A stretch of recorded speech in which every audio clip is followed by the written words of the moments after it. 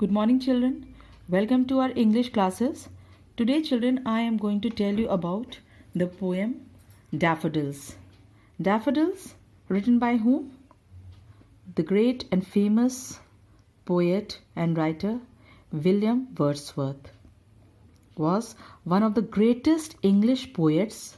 Was born in the Lake District of England, an area of great beauty. Wordsworth's treatment of nature. Do you understand the treatment of nature? Treatment of nature means he was a lover of nature in his chief glory as a poet. He spent a great amount of time on the walks in the countryside. Understood? Countryside, looking at the beauty of his country. And he used his keen sense of observation to take note of all that he saw around him. He got much joy out of the nature, and this is clearly evident. Clearly you can see. Evident means whatever you are seeing, that is called the evident in this poetry. Which poetry? Daffodils. Okay, children?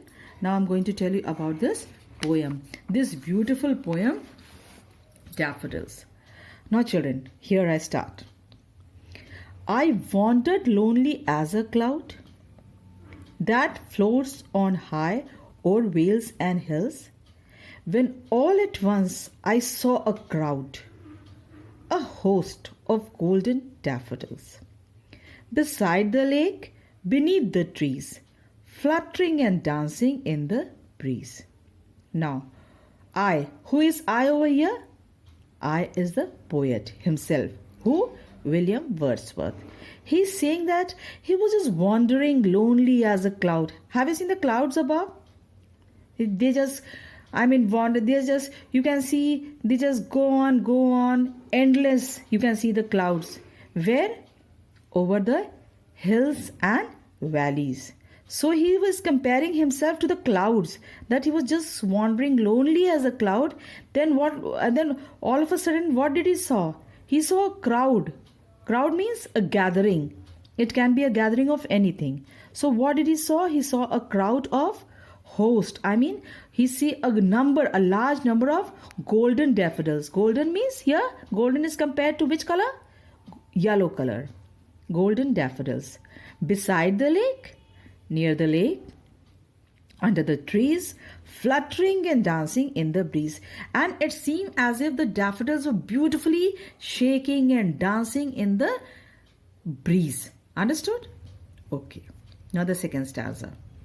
Continuous as the stars that shine and twinkle on the Milky Way, they stretched in never-ending line along the margin of a bay.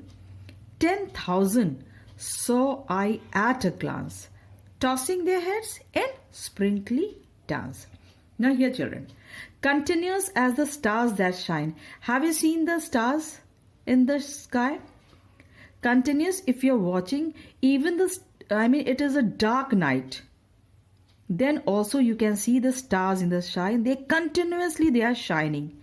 So, and twinkle on the Milky Way. Milky Way, children, it is, you can see in the skies. They stretched in never-ending line. Like the stars, you can see that they just stars and you just cannot count the stars. Same he is comparing this daffodil to the stars, that they were stretched in never-ending line, long straight, along the margin of near the stream. 10,000 saw I at a glance, tossing their heads in sprinkly dance.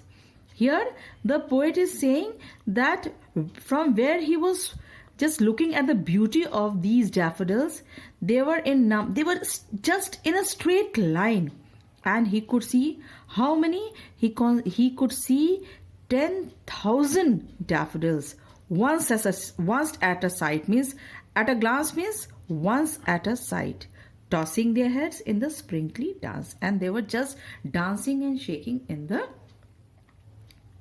in their beautiful mood. Okay, children. Now here comes the third stanza. The waves beside them dance. Even the waves were dancing, but they outdid the sparkling waves, and all of them were happy, jolly, making glee, happy. A poet could not but be gay. And here the poet is saying that the flowers are so happy, the daffodils are happy, the breeze and here the poet is also feeling very happy. So he could just feel those happiness in such a jocund company. Jocund means such a, good company of the daffodils. I gazed and gazed, but little thought what wealth the show to me had brought. Now he's saying these things, these sights are much more precious than the wealth we are having. This beauty of the nature is most precious than everything in this world, in universe. So in the last stanza is very interesting, children. And now children, here the last stanza is very interesting, and the conclusion you can say, for oft, here you can see these British words. Oft means often. For often when on my couch I lie, in vacant or in pensive mood, they flash upon that inward eye, which is the bliss of solitude. And then my heart with pleasure fills and dances with the daffodils. Now children, very interesting to hear. Key for often, when the poet is saying when he lies on his couch, you can, an elderly person, a literate person, when he's lying on his couch, and when in the vacant or very sad mood, if he's just thinking something, then they flash upon that inward eye. Then something comes from inward, from within his heart. He remembers something. What did in his solitary, in his loneliness, whom he remembers? He remembers those beautiful daffodils. And then this poet's heart is filled with pleasure and dances, and even his heart starts dancing with the daffodils, children. So I think all of you have liked this favorite poem, Daffodils, very well, children. So thank you, children. Thank you once again.